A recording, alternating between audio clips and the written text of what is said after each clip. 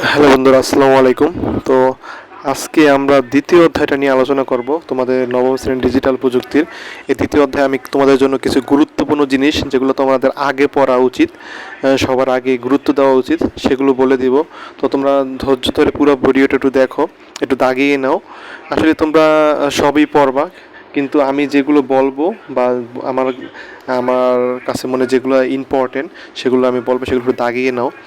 তো প্রথমে আমরা এখান থেকে সাইবার অ্যাটাকটা কি সেটা জানবো, সেটা কাকে বলে, সাইবার অ্যাটাক কাকে বলে সেটা, বা সাইবার অপরাধ কাকে বলে সেটা একটু জেনে নিবা। আমি আবারও বলি, যেগুলো আমি বলি একটু শুনি নাও।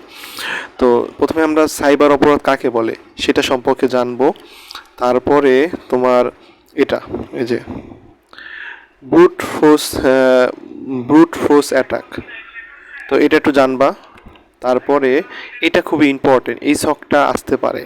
তো তোমাদের সাইবার অপরাধ দেখো, তা আমরা নন ডিজিটাল মাধ্যমে ও ডিজিটাল মাধ্যমে ব্যক্তিগত তথ্যের নিরাপত্তার জন্য হুমকি হতে পারে সেরকম অভিজ্ঞতার সমূহের একটা তালিকা করব। তো নন ডিজিটাল মাধ্যম কোনগুলো হইতে পারে, মানে আর ডিজিটাল মাধ্যমে কোনটা হইতে পারে, ঠিক আছে? আমাদের ব্যক্তিগত তথ্যের জন্য হুমকি হতে পারে, সেই অভিজ্ঞতাগুলো তোমরা এখানে লিখবা। তো এই শখটা একটু তোমরা করবা, এটা একটু ইম্পর্টেন্ট। তারপরে এখানে কিছু সাইবার অপরাধের নাম বলা আছে, সাইবার অপরাধের নাম বলা আছে, এই নামগুলো তোমরা জানবা। Data interception, DDoS attack, hacking, computer malware. তারপরে এগুলো সম্পর্কে ডিটেলস পড়বা, একটু জাস্ট এটাগুলো একটু পর ধারণা নিবা যে তোমার এখানে ডেটা ইন্টারসেপশন কাকে বলে, এখানে গল্প আকারে পড়বা, গল্প আকারে বলা আছে। তারপরে ডিডোস এটা কাকে বলে, এখানে এখানে তারা গল্পের মাধ্যমে মানে সুন্দরভাবে সহজভাবে বলা আছে, তো একটু পড়বা এটা। আর এই হ্যাকিং টু ইম্পর্টেন্ট, এই হ্যাকিংটা পড়বা। কম্পিউটার ম্যালওয়্যার, মানে চারটা সাইবার অপরাধের নাম পড়বা, সাইবার অপরাধ কাকে বলে এটা পড়বা, আর সাইবার অপরাধ সম্পর্কে ডিটেলসগুলো এই শখের থেকে পড়বা।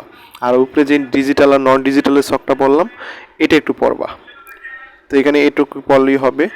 আর এখানে যে মাইন্ড ম্যাপটা, এটা খুবই ইম্পর্ট্যান্ট, এটা পড়বাই তোমরা। মাইন্ড ম্যাপটা পূরণ করবা। এই মাইন্ড ম্যাপটা তোমরা গাইড বই থাকলে সেখান থেকে পূরণ করতে পারো, অথবা আমার চ্যানেলও দেওয়া আছে। তারপরে সাইবার বুলিং কাকে বলে এটা পড়বা, যে সাইবার বুলিং কাকে বলে এটা পড়বা। তারপরে এটাও ইম্পর্টেন্ট, যে বাস্তব জীবনে তোমার ঘটা কিছু সাইবার বুলিং এবং বাস্তব বাস্তব জীবনে ঘটা বুলিং এবং সাইবার বুলিং, ঠিক আছে?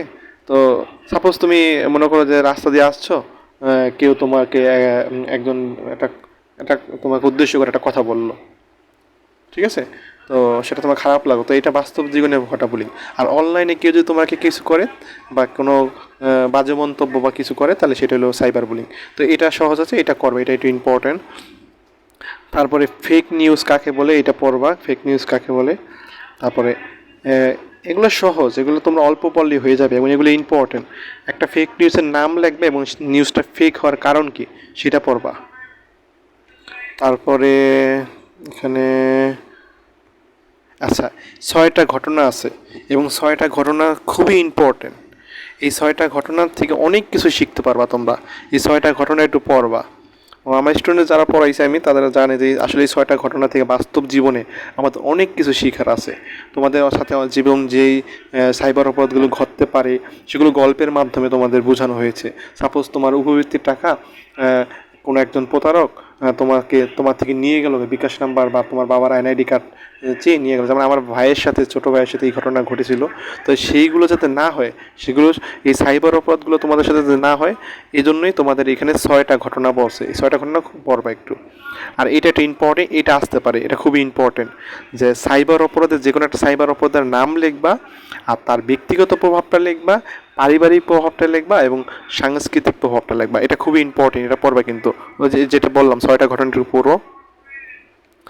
আর এটা চাইলে একটু দেখতে পারো, সমাধানে করণীয় কি, এটা একটু দেখতে পারো, গাইডে যেহেতু আছে তোমাদের এটা। আচ্ছা, নিরাপদ হোক সাইবার জগৎ। তো এখানে 4 নাম্বার ঘটনায় আমি বললাম 5টা ঘটনা, 5টা ঘটনা পড়বা।